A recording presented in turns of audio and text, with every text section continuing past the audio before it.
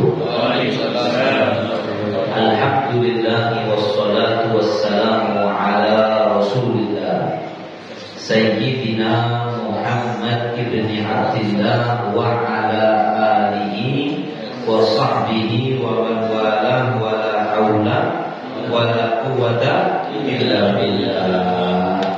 Alhamdulillah, yang saya hormati para alim ulama, para asatidz, tokoh masyarakat, seluruh yang hadir. Alhamdulillah di bulan Rajab yang mulia ini kita bisa ketemu lagi di majelis kita yang mulia. Setelah Sabtu yang lalu ketemu, sekarang ketemu lagi. Dikatakan tanda daripada amal baik itu diterima adalah kita dikasih hadiah Allah, lakukannya untuk sekali lagi. Jadi insyaallah bagian minggu lalu hadir, hari ini hadir lagi. Insyaallah tanda yang minggu yang lalu diterima oleh Allah. Mudah-mudahan diberikan istiqomah. Ini yang kita minta, istiqomah, bisa selalu melakukan hal yang baik seperti duduknya kita pada malam hari ini sampai ajal menjemput kita dalam keadaan baik. Dan kalau kita dijemput ajal kita dalam keadaan baik, yaitu husnul khatimah, maka hidup kita akan bahagia selama-lamanya tanpa ada habisnya di kehidupan setelah kematian, yaitu di kehidupan akhirat. Wala aisha illa aishal akhirah, dan tidak ada kehidupan yang sebenarnya melainkan kehidupan akhirat. Wa mahadil ayat dunia illa lahun wa la'ibun wa darul akhirah lahiyal hayawan law kanu ya'lamun. Kata Allah, hidup di dunia ini hanyalah permainan, senda gurau, sedangkan hidup yang sebenarnya itu nanti adalah kehidupan akhirat. Law kanu ya'lamun, seandainya saja manusia itu mengetahui. Alhamdulillah, yang kita doa tadi kita baca dari roti dan doa di akhir daripada surga, kita minta pada Allah mudah-mudahan dikabulkan ya Rabbi Mustafa. Ya Allah, berkat Nabi Muhammad balil maqasidana, tunaikan hajat-hajat kami semuanya ya Allah. Berkata Allah, ampuni dosa-dosa kami ya wasi'al karami wa hidat yang maha luas ampunannya. Lanjut, untuk menyingkat waktu, kita lanjutkan kajian kita, mengkaji kitab Risalatul Jami'ah karya Imam Ahmad bin Zaid al-Habashi, yang mana kita ada di penghujung kitab ini masih dalam pembahasan ma'asiyat, maksiat tangan. Ya, setelah kemarin yang terakhir apa? Maksiat tangan apa yang terakhir kemarin? Mencuri. Pertemuan yang lalu, minggu yang lalu kita membahas panjang lebar tentang mencuri.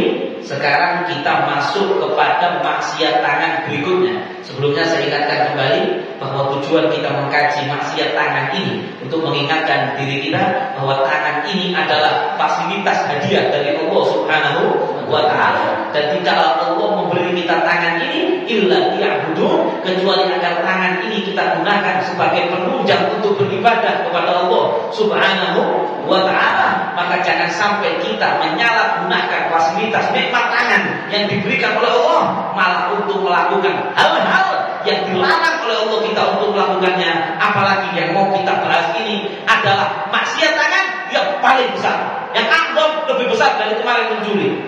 Padahal kemarin minggu lalu ketika kita bahas tentang mencuri itu udah serem banget kan, ya kan? Bahasa dilaknat Allah. Yang malam ini lebih gede lagi dosanya daripada mencuri. Bahkan kata Imam Al-Haddad yang ngarang roti tadi dalam kitab beliau Naso'id Diniyah, maksiat tangan yang kita bahas malam hari ini adalah min akbaril kabair, paling besarnya dosa, termasuk paling besarnya dosa besar wal jaraim, dan sebesar-besarnya perbuatan jahat yang itu hanya pantas dilakukan oleh orang-orang dulu zaman jahiliyah sebelum Islam, dan sangat tidak pantas seorang muslim melakukan ini. Bahkan yang melakukan ini bisa kekal di neraka. Main-main. Habib, kan katanya orang itu kalau muslim mati dalam keadaan Islam itu kalau masuk neraka itu transit tidak bisa kekal. Ada pengecualian beberapa, di antaranya masalah maksiat ini. Kalau tidak tobat bisa menyebabkan orang kekal di neraka. Dan cara Allah menjadikan dia kekal di neraka yaitu dicabut imannya sebelum dicabut nyawanya. Maksiat apa? Yaitu kal-qatsli, seperti maksiat tangan yang berikutnya yang dibahas di kitab ini adalah membunuh. Ya, jadi yang saya sebut tadi membunuh nyawa seseorang, bukan membunuh nyamuk ya, membunuh nyamuk apa? Membunuh nyawa manusia yang tidak boleh untuk yang tidak bersalah intinya. Dan kita bukan pihak berwenang, jadi ya memang kita tidak boleh membunuh nyawa siapa. Membunuhnya intinya di sini membunuh kepada sesama manusia, mobil khusus tanda kutip sesama muslim. Waduh ini kalau sudah orang lakukan ini ancamannya nggak main-main. Apalagi Allah Subhanahu wa Ta'ala, kita baca dalam Quran tentang pembunuhan, ya. Kita baca, saya kan selalu di majelis ini kita percayakan ilmu, kita percayakan setiap bahasa apapun kita dahulukan ayat Quran dulu, ya. Karena ini rujukan Quran. Setelah ayat Quran, sabda-sabdanya Nabi. Rujukan kedua. Setelah itu baru pendapatnya para ulama, wasiat nasihat-nasihat dari para ulama. Yang saya hubungkan, saya mungkin alhamdulillah. Pertama, apa kata Al-Quran tentang membunuh? Kalau kita baca surat An-Nisa, di Quran ada surat An-Nisa, habis Fatihah, Al-Baqarah, Al-Imran, kemudian An-Nisa. Itu kalau kita baca di awal-awal surat An-Nisa, Allah Subhanahu wa Ta'ala menjelaskan mengenai pembunuhan. Yang mana Allah berfirman, kalau Allah Ta'ala maka nabi mu'minin ayyatula mu'minan illa khoto'a. Kata Allah sangat tidak pantas, gak masuk akal, gak beres. Seorang mukmin itu membunuh mukmin yang lain illa khoto'a, kecuali kalau membunuhnya itu khoto'an, gak sengaja. Jadi gak mungkin ada mukmin bunuh mukmin, gak mungkin. Loh, terus kalau ada di berita fulan muslim membunuh fulan, ini juga ingin kita tegaskan dengan pembahasan pada malam hari ini bahwa Islam tidak ada kaitannya dengan terorisme. Karena lihat bagaimana Islam memandang begitu jahatnya membunuh sesama manusia. Jadi kalau ada yang mengait-ngaitkan teroris yang ngebom, yang di situ korbannya ada perempuan, anak-anak, orang nggak bersalah, jadi korban pengeboman, kemudian dikatakan itu jihad, jelas ini jihad yang melenceng, bukan jihad jahat gitu namanya. Ya, dan itu bertentangan dengan ajaran Islam. Kalau ada orang yang melakukan itu atas nama Islam, dua kemungkinan. Satu, propaganda. Ada orang di luar Islam yang ingin menjelekkan citranya Islam. Paham? Saya ingin menjelekkan citra Islam. Contohnya gini, ada warung misalnya, namanya warung tasbih misalnya, ya.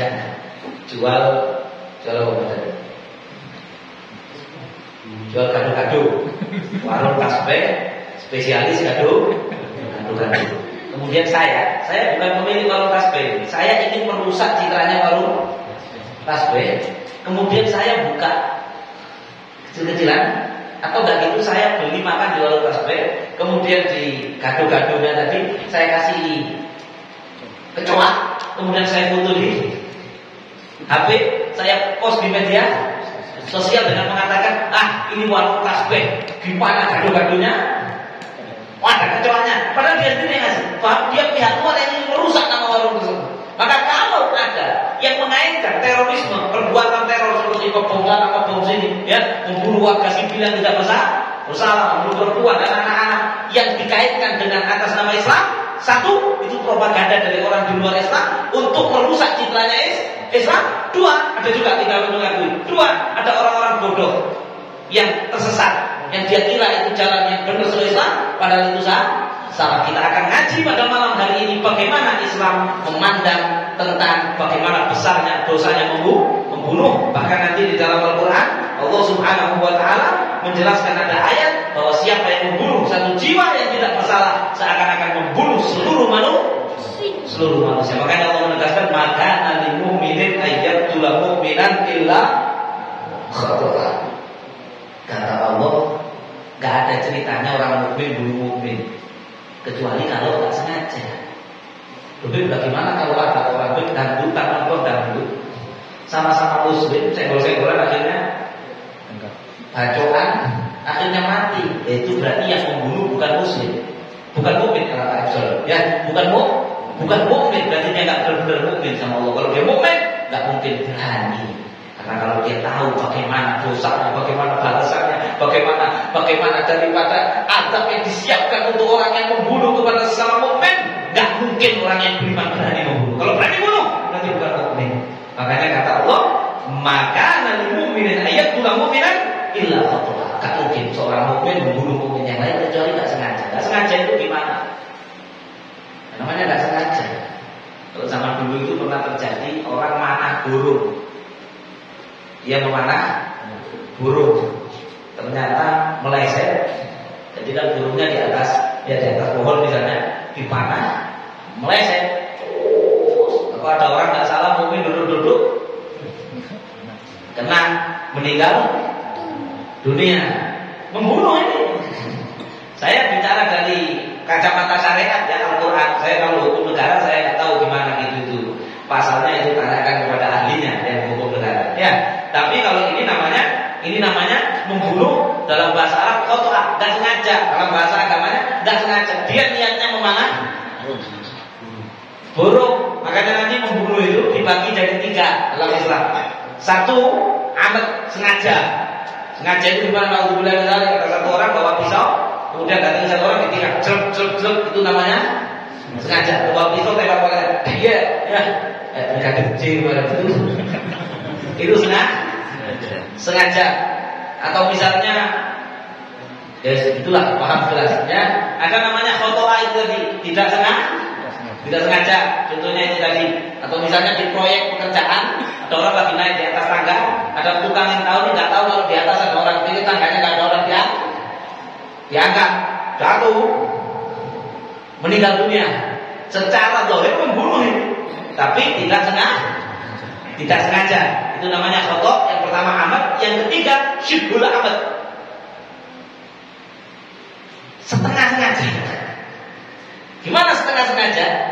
Setengah sengaja itu dia melakukan serangan terhadap orang lain, tapi niatnya tidak bunuh. Kok ternyata mati. Yang pada umumnya serangan itu tidak mematikan. Misalnya, saya pas tadi tak keplok pakai siwak ini, tak pukul kepalanya pakai siwak. Umumnya orang dipukul siwak ini mati tak? Tidak. Ketika saya pukul Mas Dani pakai siwak, itu membunuh, niat bunuh apa enggak? Kalau yang dulu kan tidak mungkin pakai ini. Makanya saya masih ingat dulu di pondok masa jahiliyah. Ada anak bertengkar dengan saya, kami emosi ini, terus dia bawa kastok dulu, gantungan dulu. Kastoknya baju, kastok. Sambil bawa itu dia ngomong ke temennya, tak bunuh kamu, bawa kastok. Gak kira alhamdulillah. Ya, ketika dipukul pakai siapa? Harusnya umumnya nggak mati, dan saya nggak ada yang bunuh. Lama ternyata mati. Pernah terjadi kasus dulu, ada guru pukul muridnya digebres pakai sarung. Saya masih ingat dulu. Di daerah Kabupaten Malang, gebres pakai sarung, ternyata meninggal muridnya. Nah, ini namanya syibhul amat. Dibilang sengaja, ya nggak sengaja. Apa maksudnya? Dibilang nggak sengaja, ya mukulnya sengaja. Paham? Dia sengaja pukul, tapi dia nggak sengaja membunuh. Nah, nanti itu dipisahkan itu. Sengaja, tidak sengaja. Syibhul amat tadi. Jangan bilang setengah sengaja. Bahasanya sesuai bahasa PP-nya. Syibhul amat. Ala kulli hal. Wa man qatala mu'minan khata'an. Kita bahas yang tak sengaja dulu ya. Barang siapa yang membunuh seorang mukmin tanpa sengaja. Jadi misalnya orang berburu kalau sekarang pakai tembak kosli dan nembak burung di atas pohon hutan. Ternyata ada orang lagi nenek di atas pohon itu kedeplok pohon gede makanya ya. Karena burungnya maksudnya orangnya kok yang jatuh kok bukan burung tapi manusia. Maka meninggal misalnya. Nah, itu namanya membunuh secara tidak sengaja. Dia tidak dosa, tidak dapat ancaman neraka. Karena Allah gak mungkin menghukum namanya tidak sengaja. Atau terjadi juga seperti ini, misalnya orang bawa mobil pulang dari jauh atau sepeda motor, kemudian tiba-tiba lalai atau ngantuk nabrak, dia tertidur. Ya lalai, tapi kan nggak sengaja bunuh. Kemudian nabrak orang itu yang meninggal dunia. Ini masuk kepada khata' membunuh tidak sengaja. Fatahri urokobatin mu'minah wadiyatun musallamatun ila alihi ila ayasodhu. Maka kata Allah, bagi dia harus membebaskan satu budak, sekarang nggak ada budak, dan membayarkan dia uang ganti rugi kepada keluarga yang menjadi korban pembunuhan tidak sengaja tadi, yang itu kata Allah dalam Quran yang harus diberikan. Berapa dianya? Mi'atuna, mi'ah minal ibil, 100 ekor unta. Main-main. Atau kalau mau dikeruskan kuat kata para ulama di fikih, yaitu disebutkan adalah berapa dianya? Al-dinar atau wa inna asyara dirham, 1000 dinar. Nah, 1 dinar itu berapa itu di bawah habis. Kalau dianggap 3,5 juta dikali 1000 berapa? 3,5 miliar. Ya, berapa? 3,5 miliar. Perhatikan, ini ditanggung oleh si pelaku dan keluarga besar pelaku. Sumbangsi bareng-bareng. Ini syariat ya, ini jarang dibahas ini. Ini ditanggung oleh si pelaku, nggak dosa dia nggak dosa, si pelaku nggak dosa, nggak sengaja. Tapi ini nyawa ini, benar apa enggak? Mohon maaf, kalau kita jadi ayahnya seorang anak yang ditembak di atas pohon tadi, kemudian anak kita meninggal dunia, kita marah nggak kepada si penembak? Walaupun si penembak itu dengan bukti dan saksi bahwa dia nggak sengaja, tapi tetap anak kita mati. Paham? Nyawa ini mahal. Benar dia nggak dosa, tapi Allah mengajarkan untuk mendinginkan hati keluarga korban. Walaupun tetap nggak bisa 100 ekor unta itu menggantikan nyawa seseorang, maka dibayar diahnya 100 ekor unta. Atau tadi? Kalau dianggap berapa tadi? Kalau saya hitungnya dulu, pokoknya anggaplah 3,5 miliar. Itu dikasih waktu bayarnya selama 3 tahun. Berapa tahun? Bayarnya berapa? 3 tahun. Nyicil. Para ulama menganjurkan bayarnya itu ditempuh setahun. Jadi nyelengi, nabung setahun. Sekeluarga besar ini nabung setahun, dibayarkan sepertiganya.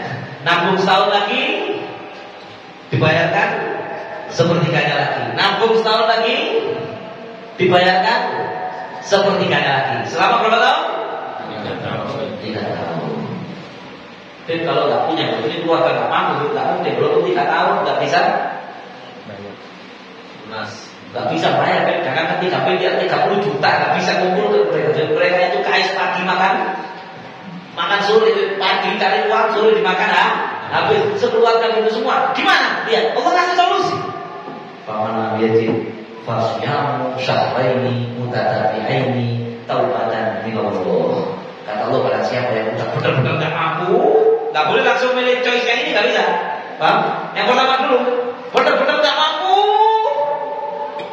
puasa 2 bulan berturut-turut sebagai gantinya tadi, sebagai permintaan ampun kepada Allah yang mana wa kana Allahu aliman hakim. Allah Maha mengetahui lagi Maha bijaksana. Jangan protes. Kalau memberatkan saya tak sengaja.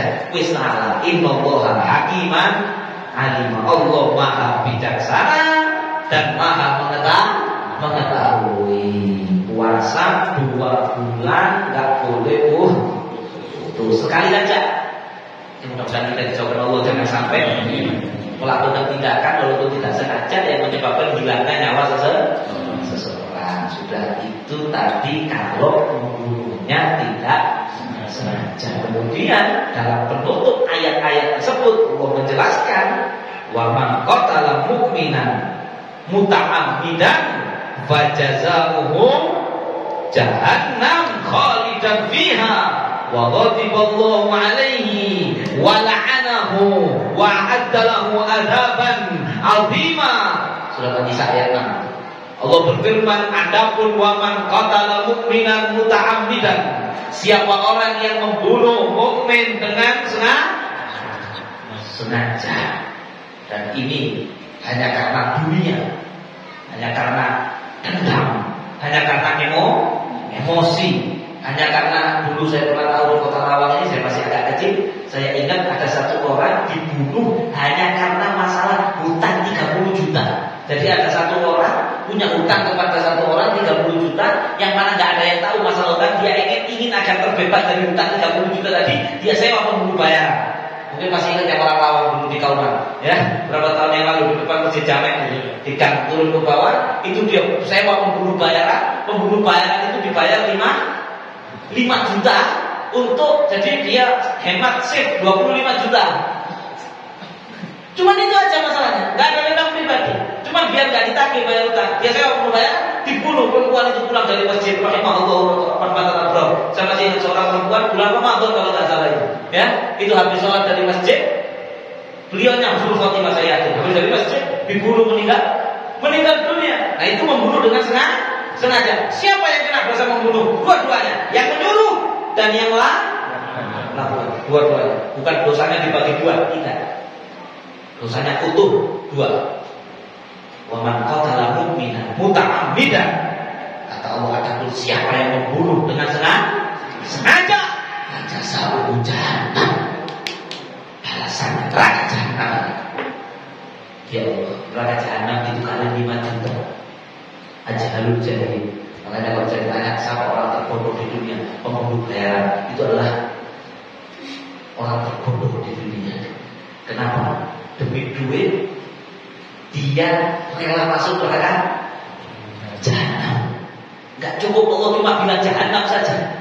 Fajaza'u jahannam khalidan fiha. Ini tadi. Dia di neraka jahanam bisa kekal selama-lamanya. Para ulama ahli tafsir berbeda pendapat masalah kekal. Ada yang bilang benar-benar kekal, karena nanti biasanya orang yang melakukan dosa pembunuhan ini kalau tidak tobat, matinya biasanya nanti mati murtad. Yang kedua, kalau dia mati muslim, dia disebut khalidan fiha, kekal di neraka, limukdi. Karena saking lamanya diadab di jahanam, walaupun tidak kekal, sampai kaya-kaya sudah hampir sama dengan yang kekal. Paham maksudnya? Misalnya nih, umumnya orang masuk neraka itu yang mentas, ada yang 10 tahun, ada yang 100 tahun, ada yang 200 tahun, kemudian diangkat orang dengan dosanya masing-masing. Tapi yang dosa membunuh, yang dosa lain-lain sudah diangkat semua, dia masih lama lagi. Paham? Sampai udah gak ada orang muslim yang di neraka. Terakhir itu yang baru orang kafir, yang kaya-kaya kekal, dia. Understand? Dari begitu lamanya, mungkin bisa puluhan ribu tahun, ya alhamdulillah, amin. Duitnya 5 juta tadi 2 bulan habis. Ada yang bahkan pakai ulah-ulah 10 hari habis. Kalaupun habis saya nggak mau 5 juta, 1 miliar saya kalau belum bayar. Untuk 1 miliar apa? Punya 1 miliar dibandingkan disiksa di dalam neraka jahanam. Bahkan ada ayat dalam Al-Quran, itu pernah saya sampaikan di majelis ini dulu. Nanti orang yang di neraka jahanam itu seandainya punya harta seisi dunia itu punyanya dia semuanya. Kemudian kalau bisa dibayarkan untuk membebaskan dia dari neraka, dia rela membayarkan semuanya. Kiri tidak apa-apa, yang penting jangan masuk neraka. Ketika tahu gimana sakitnya, orang sekarang itu kan merasa berani-berani aja bermaksiat, kan karena belum tahu rasanya neraka kan. Kalau tahu, jangan kan rasanya, lihat saja, nggak ada orang berani maksiat. Makanya kata Nabi, "Lau ra'aitu ma ra'aitu, la dhahiktum qalilan wa la bakaitum katsiran." Nabi waktu pulang Mi'raj, kata Nabi, kalau kamu lihat apa yang saya lihat, kayak jannah tuwana, lihat surga dan neraka, kalian akan banyak nangis. Enggak perlu, kalau bahasa Jawanya, enggak perlu guyu banyak di dunia. Kalau tahu neraka itu gimana? Allah mengancam orang yang membunuh ini jahanam khalidan fiha, kekal di dalamnya, enggak habis di situ. Ya ini saking marahnya Allah kepada dosa pembunuhan. Jahanam kekal, wala'anahu, masih dilaknat lagi, wa'addalahu adzaban azima, dilaknat, disiapkan siksa yang azim, yang dahsyat, enggak sama siksa dosa-dosa yang lainnya. Na'udzubillahi min ya Allah, mudah-mudahan ada yang mau melakukan dosa membunuh itu, ya Allah, hanya karena urusan dunia. Kita jauh daripada sebab-sebab yang bisa mengarahkan kepada itu. Apa sebab-sebabnya? Di antara sebabnya bertengkar.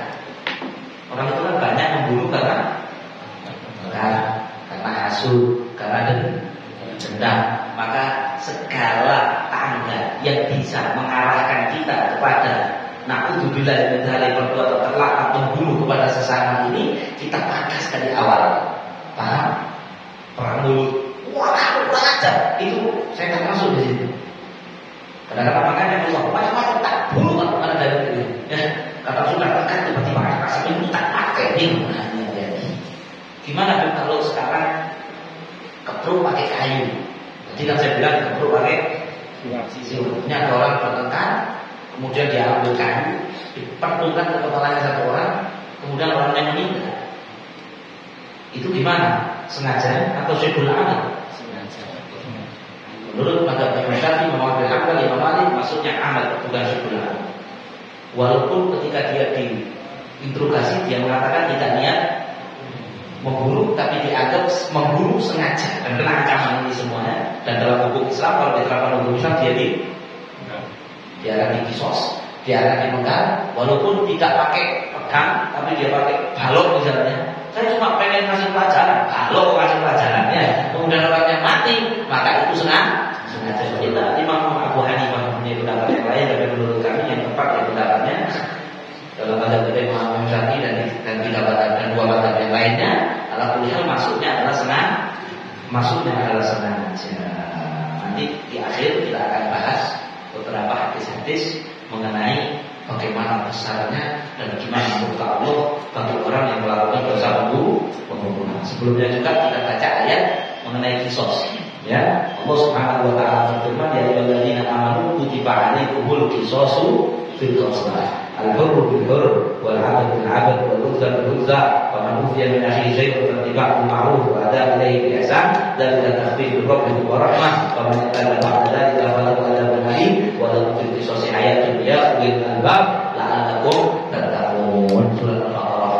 Allah berfirman, hai orang-orang yang beriman, diwajibkan atas kalian, sekali lagi sama kayak kemarin Bapak Julia, diwajibkan atas kalian yaitu pihak otoritas penguasa, bukan diwajibkan kepada kita, dan kita tidak boleh main hakim sendiri.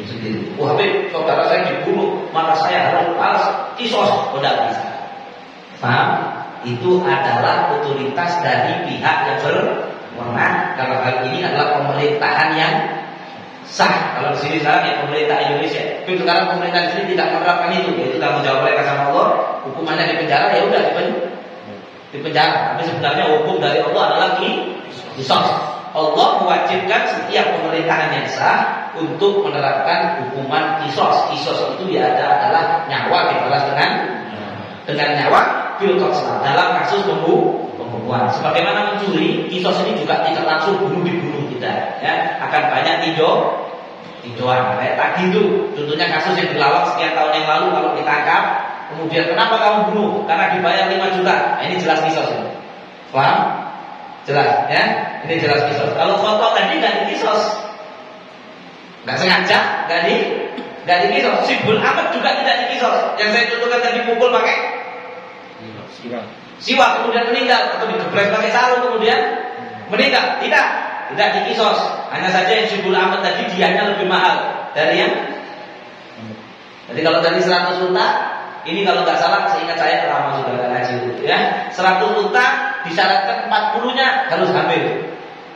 Jadi 60 unta biasa, 40 unta yang mengandung itu kalau sibul amat, ya. Kalau dipukul pakai sarung, pakai siwak, kemudian orangnya meninggal. Nggak dikisos. Ada beberapa banyak pertimbangan, dan di akhir ayat tersebut Allah menjelaskan walahu bil qisasi hayatun. Dan kisos juga gugur kalau keluarga korban memaafkan.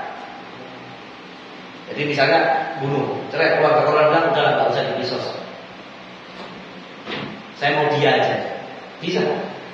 Kalau keluarga korban memaafkan maka tidak dikisos. Kalau keluarga bilang tak bisa, harus dikisos. Maka banyak pertimbangan. Di akhir Allah berfirman walahu bil qisasi hayatun ya ulil albab la'allakum tattaqun. Kata Allah, dalam hukum kisos itu ada kehidupan. Hai orang yang mau yang punya anak, lihat. Hukum kisos itu membuat orang takut membunuh. Understand? Tujuan Allah. Kok kejam? Jangan dibalik-balik cara berpikir itu. Kayak para masalah pencurian. Ini tidak kejam. Yang kejam itu membunuh bayaran itu tadi kejam. Orang nggak salah apa-apa dibunuh itu kejam. Jangan kemudian mengatakan hukum kisos itu kejam, tidak sesuai hak asasi manusia, orang dipenggal. Ya, saya mau tanya, sekarang itu di peraturan hukum negara Indonesia ini, orang yang bandar narkoba yang punya sabu kiloan itu dihukum mati. jam. Enggak. Ketika Habib setuju enggak? Setuju. Saya mendukung hukuman mati kalau benar-benar salah. Kenapa? Jangan dipikir si bandar narkoba yang ditembak dia eksekusi mati satu orang. Berapa banyak orang yang hidupnya rusak gara-gara dia, gara-gara narkoba yang dia sebarkan. Paham?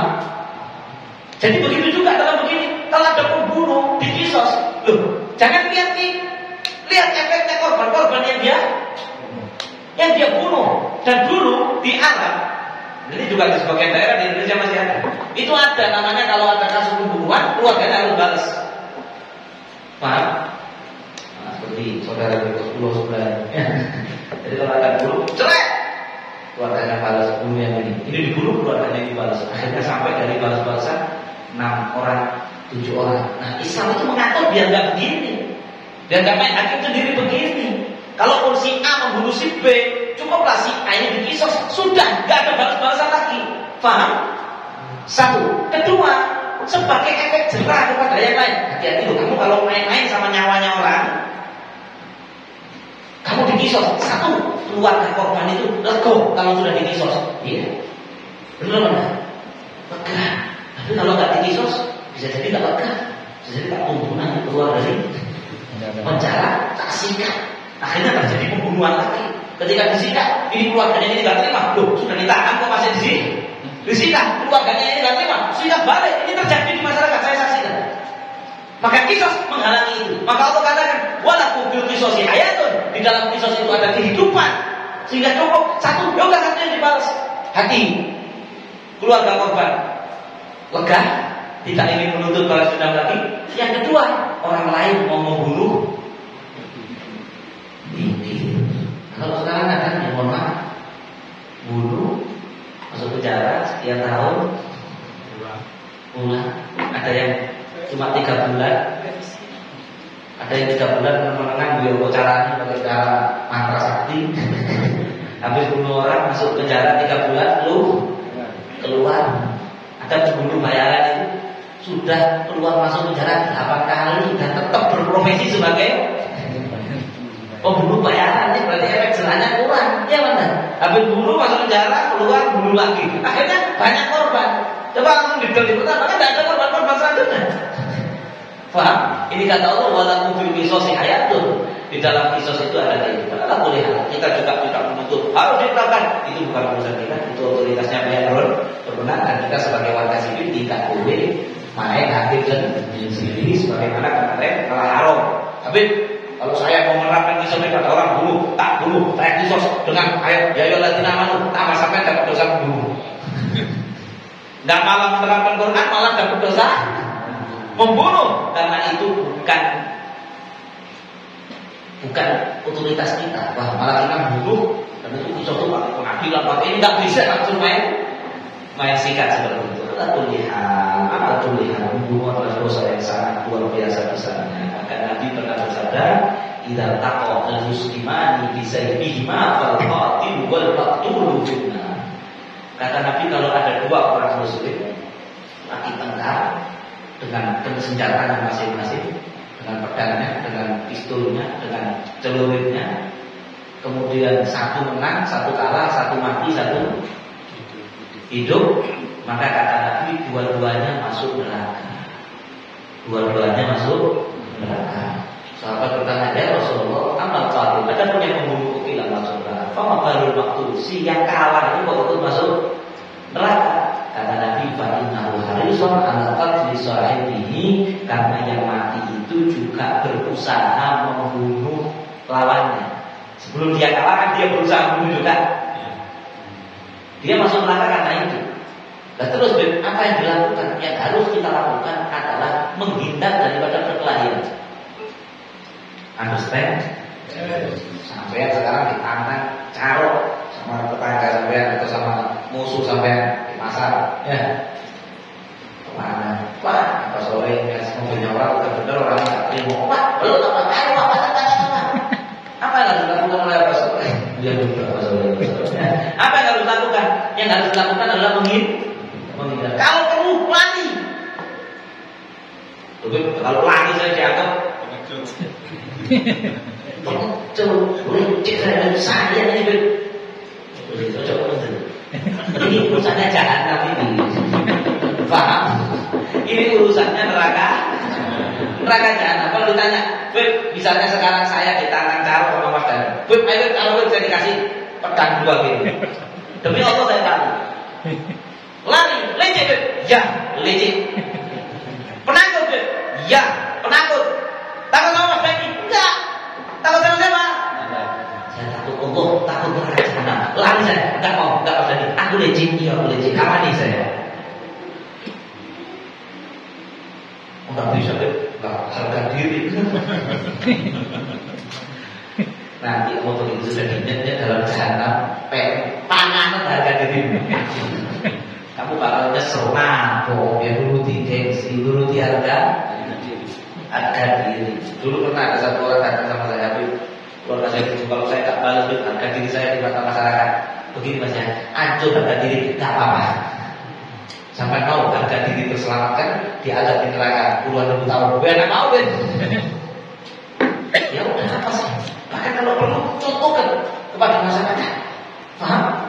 Bahwasanya sampai tidak berani bunuh karena takut neraka. Begitu Ben. Iya. Karena kalau saling bunuh, dua-duanya masuk neraka. Lain mempertahankan nyawa, boleh. Gimana bedanya mempertahankan nyawa? Tiba-tiba contoh kalau Mas Dani ya.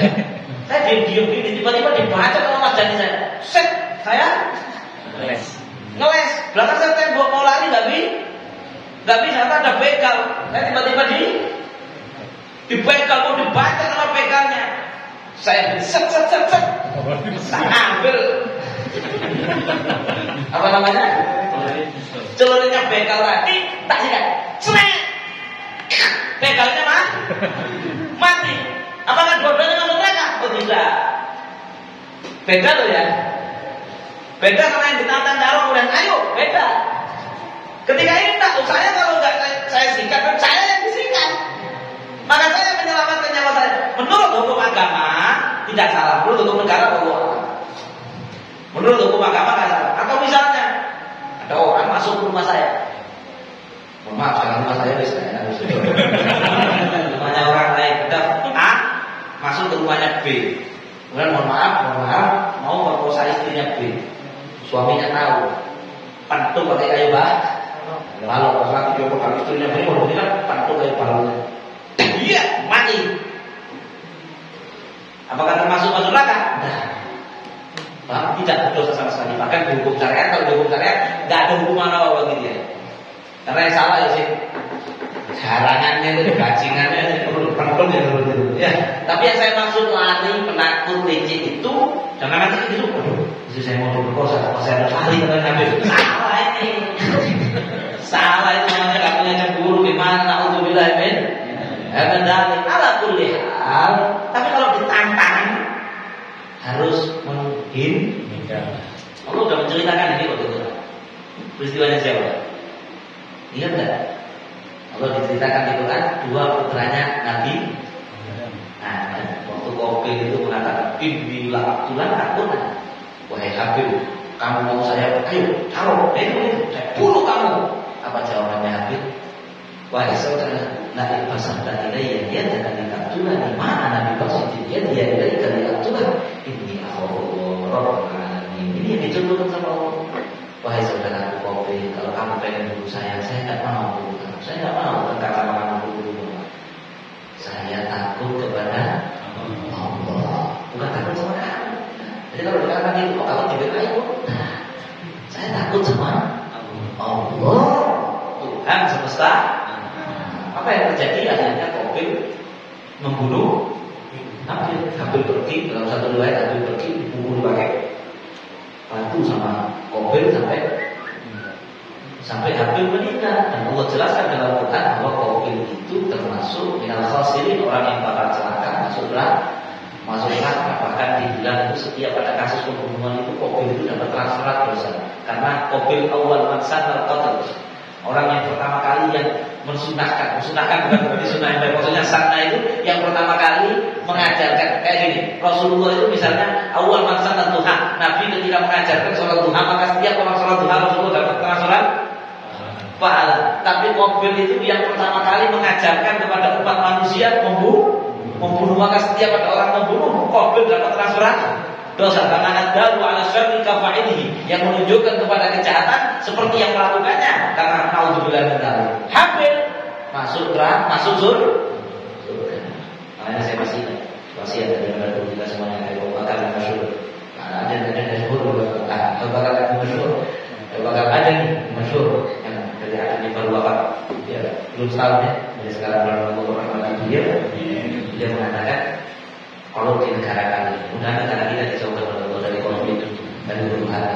Beliau pesan kepada santri-santri dan kepada jamaahnya semuanya, kalau sampai di negara kalian terjadi huru-hara, sebagaimana huru-hara yang kemarin sempat terjadi di Yaman beberapa tahun yang lalu, sekarang sudah mulai sudah selesai di Yaman. Tapi kemarin terjadilah yang terjadi ada konflik sesama warga Yaman, sesama Muslim, dia juga warga dalam negara-negara tetangga Yaman. Aku lihat, saya masih ingat pesannya beliau, kata beliau, kalau terjadi seperti itu di negara kalian, maka menjadi al-maqtul, menjadi yang terbunuh lebih baik dari menjadi yang membunuh.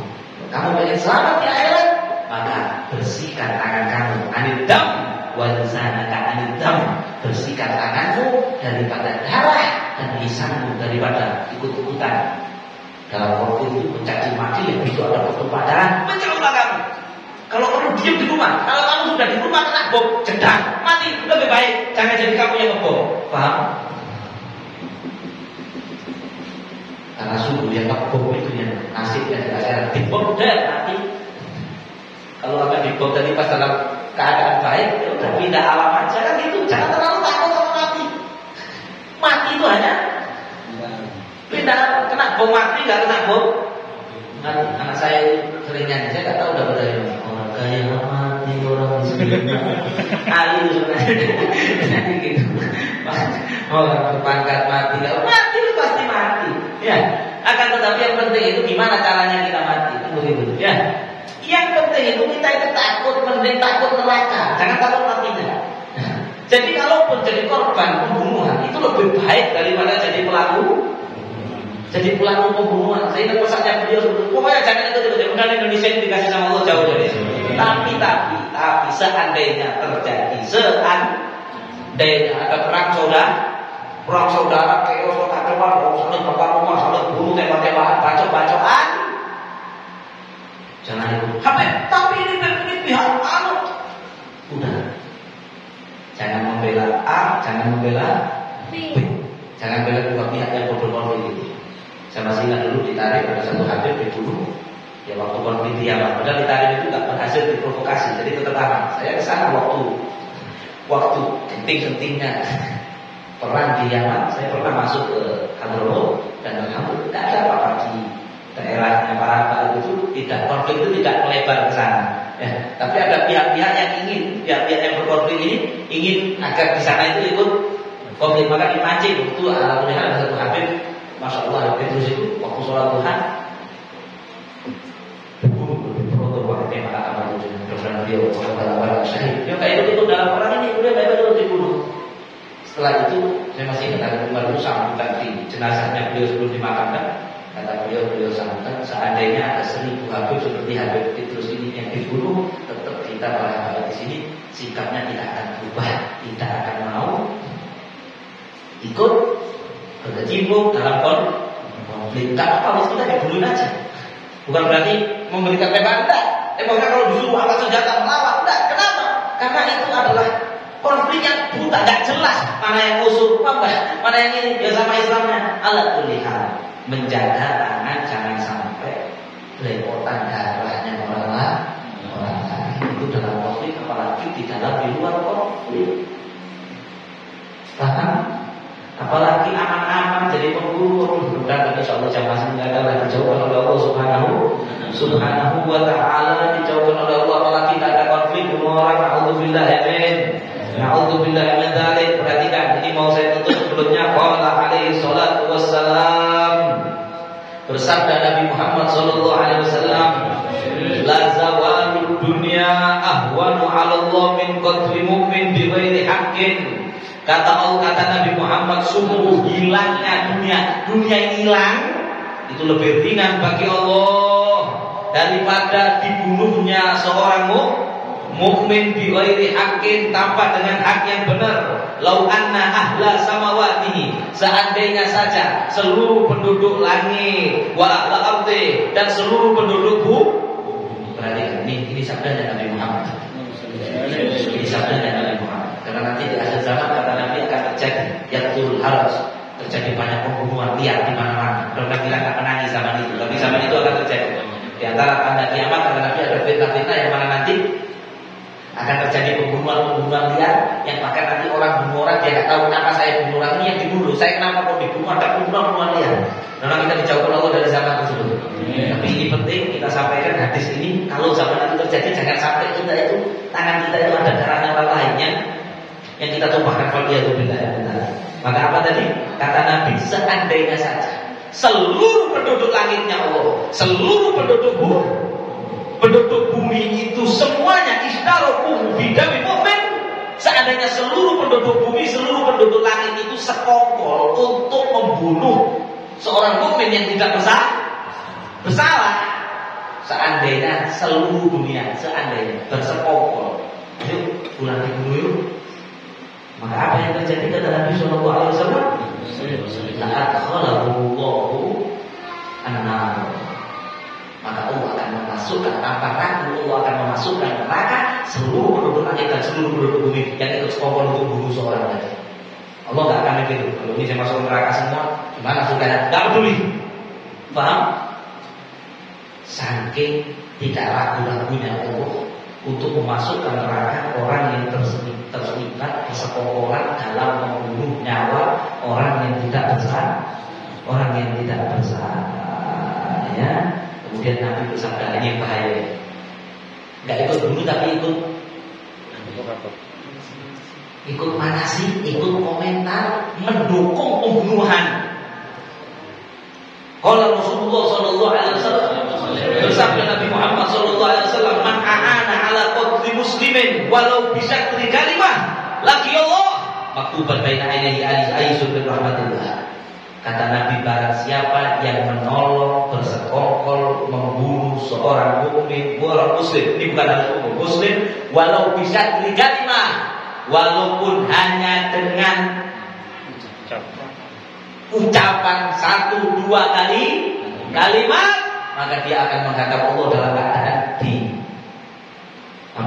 antara dua matanya, di batuknya kalau orang Jawa kasarnya, di dahinya itu nanti ada tulisan, ini orang sudah terputus dari rahmatnya Allah.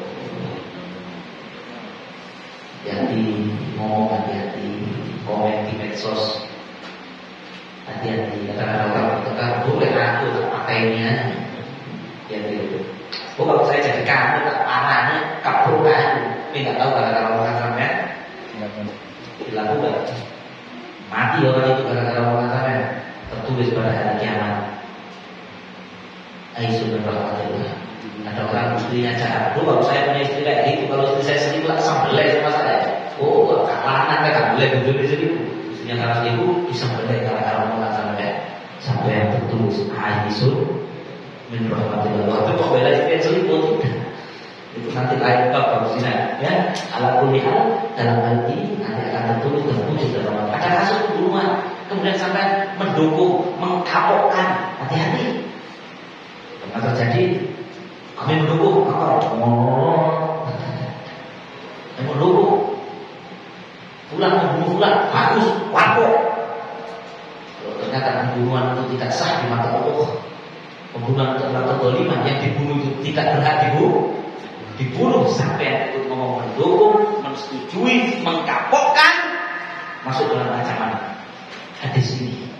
Kita tertulis di atas dahinya terputus dari rahmatnya Allah.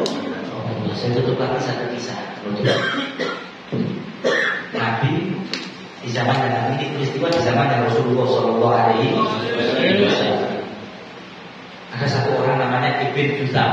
Siapa namanya? Ibn Jusam. Jadi ceritanya habis perang Ibn Jusam. Ini suasana setelah perang. Ini perang jihad betul dulu, ya. Ketemu ada orang musyrik, dia lawan.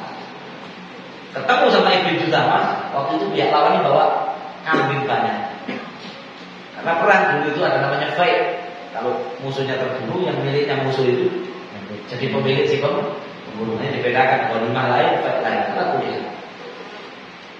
Maka ketika Ibn Jusama yang lihat ada musuh, ini dalam kondisi setelah perang ya, ada musuh mau dibunuh, orang itu mengatakan, saya Muslim, la ilaha illallah, Muhammadun Rasulullah. Enggak, saya bukan musuh saya Muslim kayak kamu, saya sudah masuk Islam, la ilaha illallah, Muhammadun Rasulullah. Kata Ibn Jusama, ini alasan kok kamu la ilaha illallah, Muhammadun Rasulullah, biar enggak saya sikat, disikat, mati. Selesai. Berita ini sampai ke Rasulullah. Bahwa tiba Nabi Sallallahu Alaihi Wasallam korban syadidan kata ekor wajah. Ketika Nabi dengar ini, Nabi marah sampai wajahnya merah. Marah. Nabi mengatakan, saya berlepas diri dengan apa yang dilakukan ini tadi. Maka orang itu lihat Nabi marah, dia takut, ya Rasulullah. Islam itu ya Rasulullah, mintakan ampun kepada Allah ya Rasulullah, kayaknya dia itu pura-pura. Asyakot ta'ala kalbe. Kamu buka hatinya, kamu tahu kalau syahadatnya pura-pura. Hanya menghukum itu akhirnya, namun hatinya pura-pura antara dia sama Allah. Akhirnya nangis-nangis dia bilang, ya Rasulullah, mintakan ampun saya kepada Allah. Biasanya Nabi itu kalau ada orang gitu, oh ya, Allah diampuni. Saat itu Nabi mengatakan, idhab la ghafarallahu lak. Nabi pergi kan? Saya tidak jamin Allah mengampuni dosa kamu. Kan yakin saya. Pulang. Setelah 7 hari meninggal. Ibn Jusama ini meninggal. Setelah meninggal, dikubur jenazahnya. Ketika dikubur, dilempar mayatnya dari tanah. Bumi tak mau menerima. Nabi mengatakan, kata Nabi, innal ardo latakbal man huwa syarrun min sahibikum. Kata Nabi, para sahabat ketahuilah. Ini hadis ya, saya nggak ngarang dong. Para sahabat ketahuilah, sesungguhnya bumi itu masih menerima orang yang lebih jahat dari saudara kamu ini. Banyak orang yang lebih bajingan dari ini. Wah, ditanam tidak dikeluarkan oleh tanah. Walakin aradullah ibudiyahum hurmatan dan muslim. Tapi peristiwa ini, Allah ingin menunjukkan dari peristiwa ini bagaimana mahalnya kehormatan harga darah seorang muslim. Jadi jangan main-main kepada Allah. Kita keluarga kita daripada sampai menjadi penyebab antara seorang muslim maupun itu secara tidak sengaja, apalagi secara sengaja. Selesai pembahasan masalah maksiat akan membunuh.